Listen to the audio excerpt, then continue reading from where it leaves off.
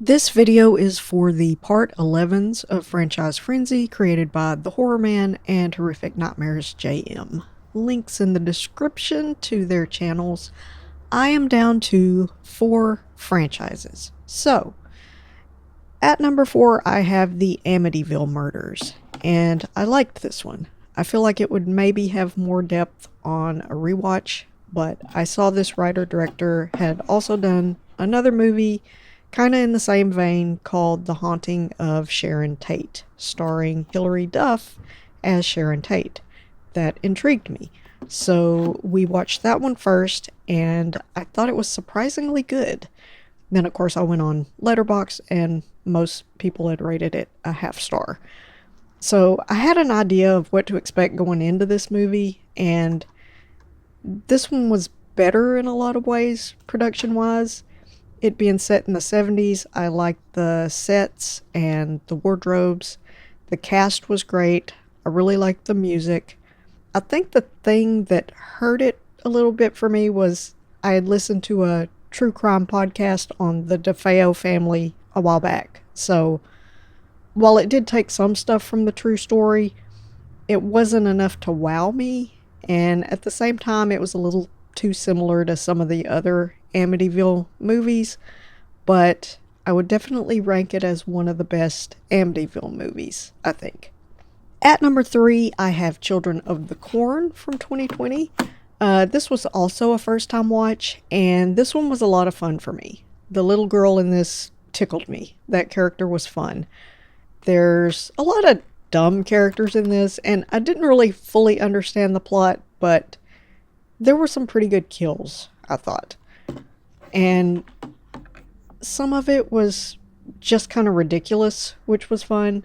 And like the CGI corn monster kind of reminded me of the Predator in some of the scenes. It didn't seem like it had much of a religious aspect to it this time. If it did, I completely missed it. It had more of an environmental government. I don't know. I thought it was fun overall, though.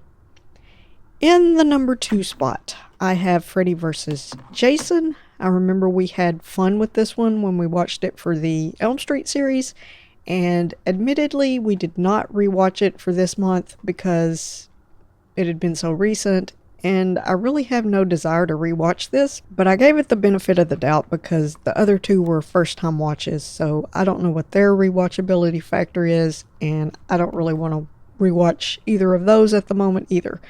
But I like the cast, and the Freddy Jason fight scenes are fun, but my favorite thing is Kelly Rowland facing off against Freddy. And at number 1, miles ahead of the other movies, is Halloween 2018, which we also didn't rewatch because it was a busy month and we didn't get to it yet, but I love this one. It looks fantastic. The cinematography and the color grading is absolutely gorgeous. I love the tone of this movie overall. It has some nods to a lot of the other movies in the franchise, so it was able to tap into some nostalgia for me. It was a good mix of capturing some of the spirit of the original, but bringing it into a more modern setting. I love the cast. I like that it had some depth as far as the psychology of Laurie's character and her trauma and how that affected her relationship with her daughter as well.